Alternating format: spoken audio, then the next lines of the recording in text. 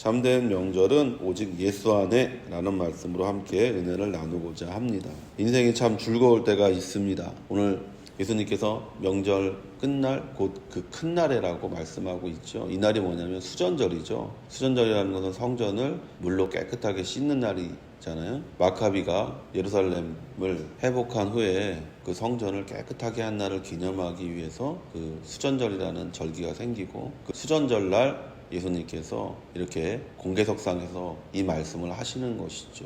사람들은 성전이 회복된 것, 사람들은 예루살렘이 회복된 것, 사람들은 이민족이 그 유다 땅에서 쫓겨난 것에 대해서 기뻐하고 그것을 기념하고 있을 때 예수님은 오셔서 이 말씀을 전하십니다. 진짜 명절은 너희가 지금 지내고 있는 명절이 아니라는 거예요. 진짜로 기뻐해야 될 일은 너희가 지금 기뻐하는 일이 아니라고 예수님께서 말씀하고 계신 거예요.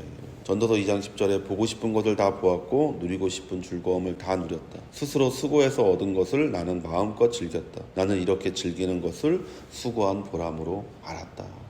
전도서 기자가 얘기해요. 내가 열심히 노력해서 얻은 거 내가 즐기는데 뭐가 문제예요? 난 육체를 만족시켰고 내 눈을 만족시켰고 내 삶에 행복과 만족이 가득했어요 라고 얘기하고 있습니다. 그러한 삶이 있죠. 그러나 그러한 삶에도 끝은 옵니다. 우리가 전도서 처음부터 마지막에 일관되게 흐르는 그 흐름이 뭐냐? 허무라는 거를 우리가 알잖아요. 헛됨. 인생을 한마디로 우리가 표현하면 허무다 이렇게 얘기하는 것이죠. 그래서 모든 종교와 철학이 이 헛된 허무한 인생이 그래도 어떻게 하면 더 보람 있는 인생이 되냐, 이제 이것을 말하는 것이죠. 성경에서 나오지 않은 모든 종교들은 허무한 가운데서 어떤 목적을 찾는 거예요. 그리고 그 목적을 찾든지 아니면 그 목적에 굴복하든지 이렇게 살아가는 것이죠. 오늘 예수님은 명절의 끝에 말씀하셨다고 성경은 기록하고 있습니다. 요셉이 애굽 땅에 이르러 많은 문제와 어려움을 극복한 후에 총리가 되었습니다. 요셉의 뒤를 이어 그의 부모와 형제들이 애굽 땅에 이르렀습니다. 그들은 좋은 대우를 받았고 애굽의 가장 아름다운 고센 땅에 정착해 생육하고 번성했습니다. 성도 여러분, 명절과 같이 즐겁고 유쾌한 날에는 진정한 자신의 목적이 무엇인지를 깨닫지 못해요. 사람들이 승승장구하고 잘 나갈 때는 자기가 잘나서 잘 나가는 줄 알고 인생이 무엇인지에 대해서 생각해보지 않는 것이죠. 그러다가 한 번 넘어지고 두 번 쓰러지고 세 번 자빠지면 이게 인생이 뭐지? 하고 고민하고 또 그 인생 앞에서 자신을 비추어 보면서 생각하게 되는 시간을 가지게 되는 것이죠. 이스라엘 민족이 그렇잖아요. 요셉이 처음에 애굽에 갔을 때 고생해서 총리가 되었습니다. 그러고 나서 그의 형제들 또 그의 형제들의 자녀들은 고생 없이 살았어요. 그들은 너무나 행복했어요. 고센 땅에서. 그 땅이 너무 좋았어요. 바로의 핍박이 있기 전까지는 이스라엘 민족은 애굽을 떠날 생각을 하지 않았어요. 즉 인생의 고난이나 인생의 고통이나 인생의 문제가 있기 전에는 하나님이라는 정말 우리를 만드신 분에 대해서 생각하지 않는다는 거예요. 우리가 참 아브라함의 이야기가 얼마나 의미심장합니까? 75세 된 노인이 65세 된 아내와 자녀를 낳지 못해서 그 땅에서 살고 있을 때 이제 얼마 남지 않은 인생을 끝내야 될 때가 다가오고 있는 인생에게 그러니까 아브라함이 얼마나 생각을 많이 했겠어요? 자신의 인생에 대해서 얼마나 많이 고민했겠어요? 그때 하나님께서 오셔서 아브라함을 만나주시는 걸 보잖아요. 명절의 끝에. 즉 즐겁고 기쁘고 큰 환호와 큰 소란함이 있을 때가 아니라 명절의 끝, 사람들이 이제 차분해지기 시작하는 거죠. 내일의 이제 일을 위해서 오늘 차분해지기 시작할 때 예수님께서 서서 말씀하시는 거예요. 너희들이 지금 즐겼던 기쁨, 너희들이 지금 누렸던 그 행복이 진정한 것이 아니라 그것은 지나가는 것이고 참된 기쁨과 참된 행복을 느끼고 싶어든 내게로 오라고 예수님께서 우리에게 말씀하시는 음성을 듣게 되는 것이죠.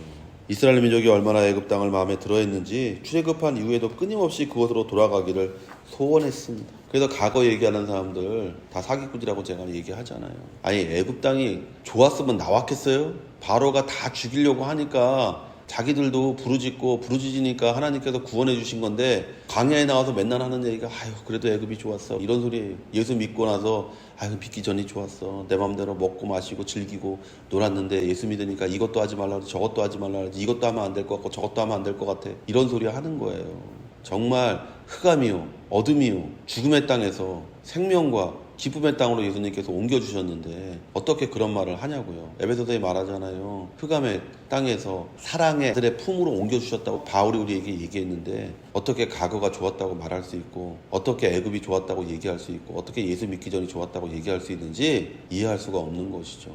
좋으신 하나님은 진정으로 좋은 것을 그들에게 주시기 위해 자신의 백성이 애굽 사람들에게 고통받는 것을 보고 계실 수밖에 없었어요. 왜 하나님께서는 이스라엘 민족이 고통받는 걸 보고 계셨어요? 더 좋은 걸 주시려고. 그래서 성경은 가나안을 적과 꿀이 흐르는 땅이라고 얘기하잖아요. 그 땅을 하나님께서 이스라엘 민족에게 주시려고 애굽에 있었던 이스라엘 민족이 고통받는 것을 그냥 지켜보셨어요. 성경은 그렇게 기록하고 있어요. 명절 끝에 이르자 이스라엘 민족은 하나님께 부르짖기 시작했습니다. 출애굽기 2장 23절에 세월이 많이 흘러서 이집트의 왕이 죽었다. 이스라엘 자손이 고된 일 때문에 탄식하며 부르짖으니 고된 일 때문에 부르짖는 소리가 하나님께 이르렀다. 보세요. 하나님이 그 고통 가운데 두신 이유가 뭐냐면 그 사람들이 깨닫기를 원하는 거죠. 여기가 잘못됐다라는 걸 깨닫기 원하는 거예요. 그래서 하나님께 부르짖는 거예요. 그러니까 하나님께서 그걸 들으시고 모세를 준비하시고 또 준비된 모세로 하여금 이스라엘 민족을 구원해서 적과 꿀이 흐르는 땅으로 인도하시는 것을 우리가 보는 것이죠. 명절 끝이 바로 그런 것이죠. 우리의 소망이 끝났다고 생각할 때, 우리가 바라던 것이 이제 끊어졌다고 생각할 때, 아브라함이 바랄 수 없는 중에 바란 것처럼 우리가 예수를 만나면 바랄 수 없는 중에 바라는 그와 같은 믿음 있는 사람이 되는 것이고, 그 믿음을 통해 우리는 예수님께서 말씀하신 것처럼 영원히 목마르지 아니하는 생수를 마시는 축복된 사람이 되는 것이죠.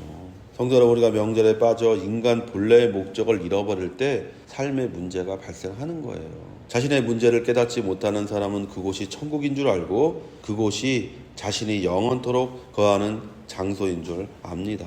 현대인의 성경 전도서 7장 4절에 지혜로운 사람은 죽음에 대해서 많이 생각하지만 어리석은 사람은 눈앞에 보이는 즐거움밖에 생각하지 못한다. 이렇게 얘기해요. 삶이 주는 순간적인 쾌락과 즐거움에 빠지면 우리가 진정으로 누릴 수 있는 영원한 안식과 기쁨과 평안을 누릴 수 있는 기회를 놓치게 됩니다. 생활이 편하기만 하다면, 물질이 풍부하기만 하다면, 몸이 건강하기만 하다면 여기가 좋사온이라고 말하는 것이 바로 우리의 모습이에요.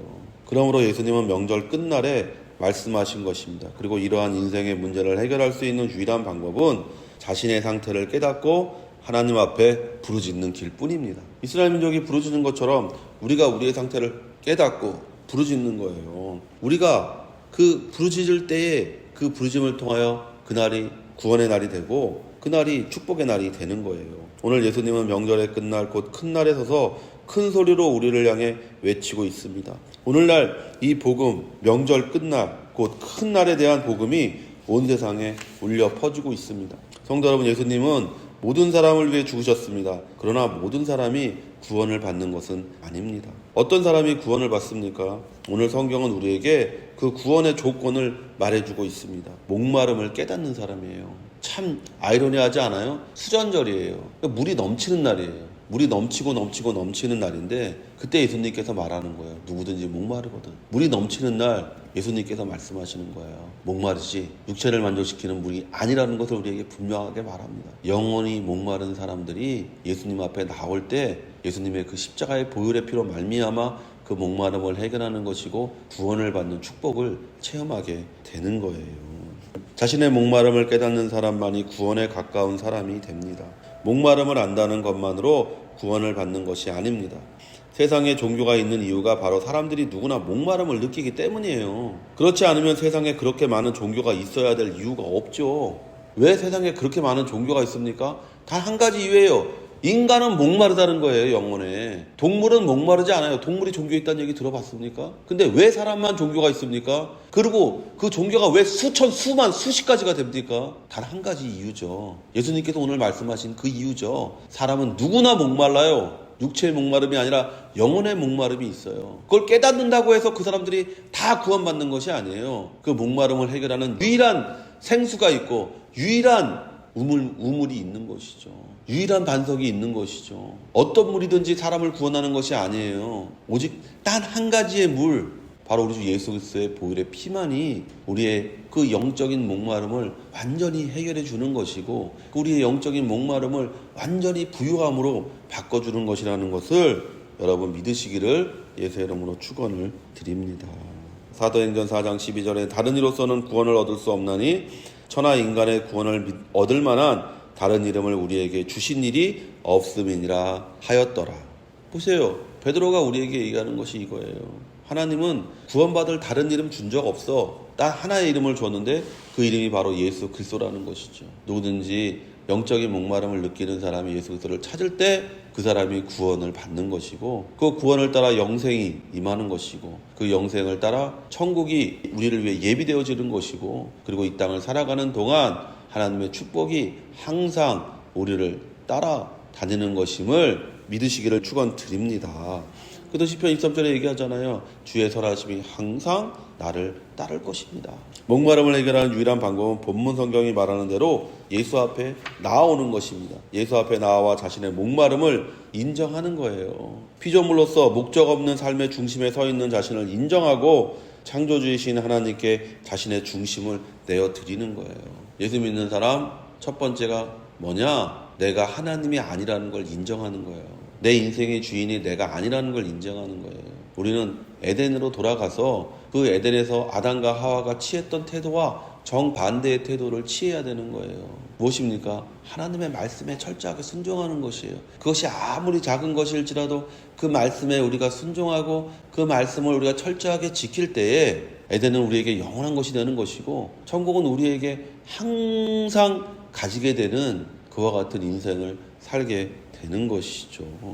그러한 사람에게는 목마름이 해결됩니다. 오늘 예수님은 서서 큰 소리로 외치고 있습니다. 누구든지 그 소리에 응답하여 예수 앞에 나아가는 자는 삶의 진정한 목적과 의미를 깨닫고 마음의 평안과 기쁨을 누리게 됩니다.